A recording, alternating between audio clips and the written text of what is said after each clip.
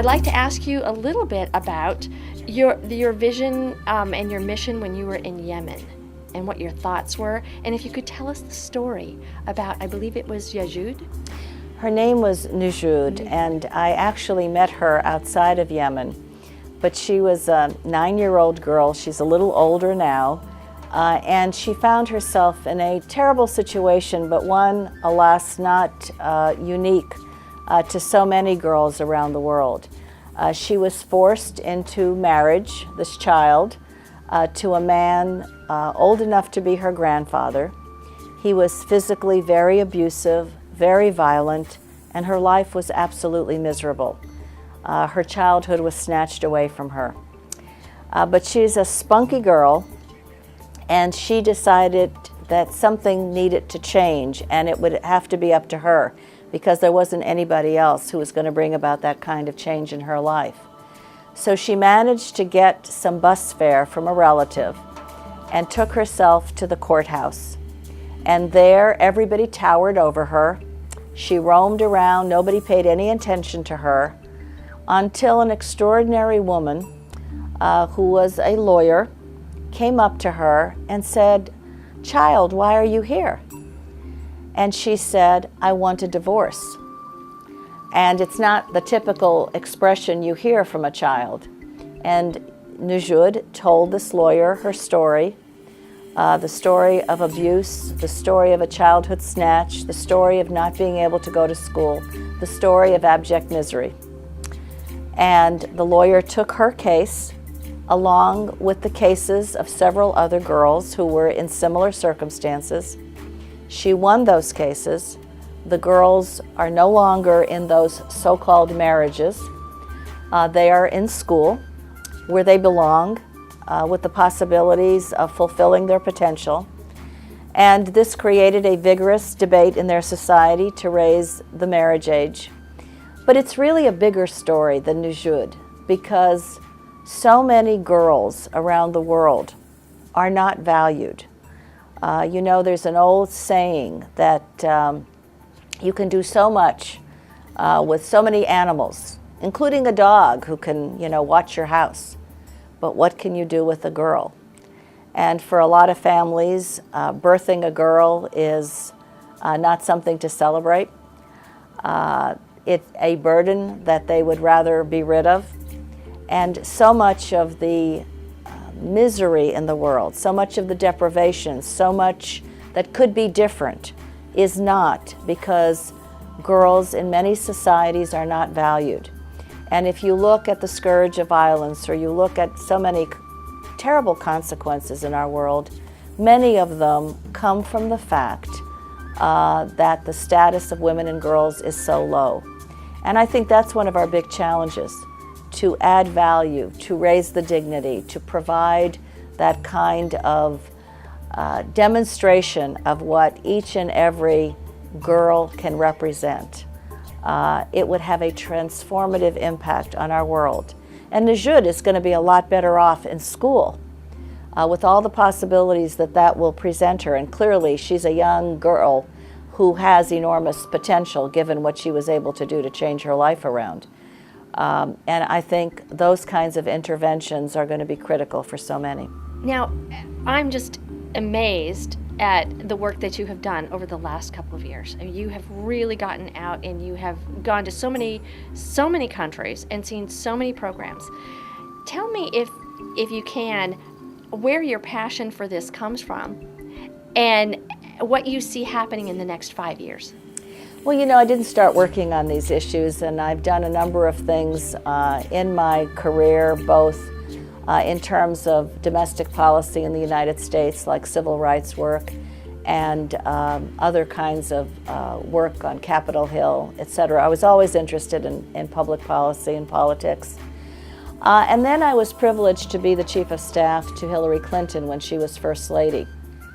And in many ways, she who was so steeped in policy in the United States, when she found herself in that position in the White House, she also became a spokesperson, not by design so much, for women around the world. And it all sort of happened in an evolutionary way. But there were moments leading up to that moment that so many remember that is now history, where she went to the UN Fourth World Conference on Women that took place in Beijing in 1995. And she stood up for all the world to hear and said, women's rights are human rights, and human rights are women's rights. Now, that should be something that is not so radical a proposition. It should be something that certainly is clear. Every human being, women are part of the human race, that our rights are human rights. But in many ways, it was a very radical statement to make, because in so much of the world, and she went through a litany of abuses, from dowry burnings to honor killings, to girls whose life is snuffed out just because they're born girls, to the trafficking of women and girls, to domestic violence, to so much abuse that is so much a part of our world.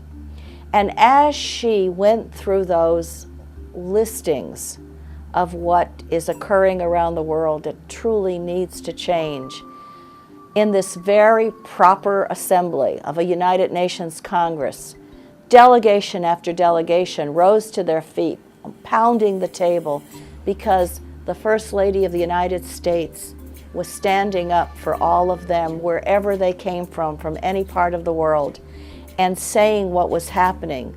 Certain injustices that were peculiar to some societies were a violation of human rights.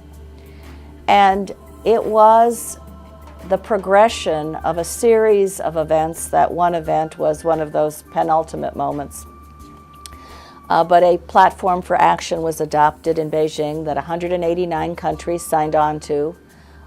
It was about women's access to education and health care, the right to participate in the economies of their country, the right to participate in politics and to be free from violence. It is still a platform for action against which we all measure ourselves this decade and a half later. But it was, in many ways, the beginning of an appreciation for how much still needs to be done to raise up half of the population of the world, and to recognize that no country can get ahead if it leaves half of its people behind. And in this 21st century, it is truly staggering that women still are not equal in so many places. But where that gap between men and women on a number of measures, particularly engagement in economics and politics and health and attainment and education, when that gap is narrowed, those societies are so much more prosperous. Mm-hmm. Their economies are so much better. So there was so much work to be done. And what happens in other parts of the world is not something that the United States isn't affected by. The most dangerous places in the world are often the places most dangerous for women, where women are oppressed and extremism finds its roots. And so much of the stability of the world, the potential of the world, the emerging markets that are so important to all of us, all of this is tied up in the fate of half the world's population. And so I think what you're trying to do with Rainmakers is very noble, because we can't engage and we can't act unless we know. And to really shed light on issues, to really think them through. You know, in many ways, we are on information overload today, and in other ways, we don't know anything. And to be able to have an effort that allows people to focus, to understand issues more deeply, to understand the connections, how it impacts us in the United States, even though it may be about much more about people far away from us. Today, there is no way to escape the global dimensions of everything. You can't have a discussion about domestic issues and not appreciate there's a global dimension. We are far more interconnected. You get on an airplane and you don't know by the time you get off if somebody's had some infectious disease.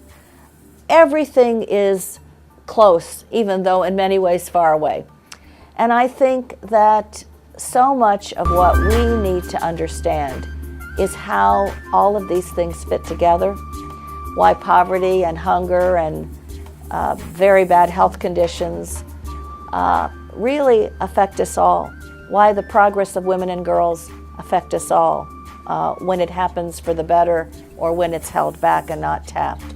And so efforts like this to inform, I know, will unleash greater engagement and a greater sense of activism, because you cannot not understand these issues and sit back and do nothing.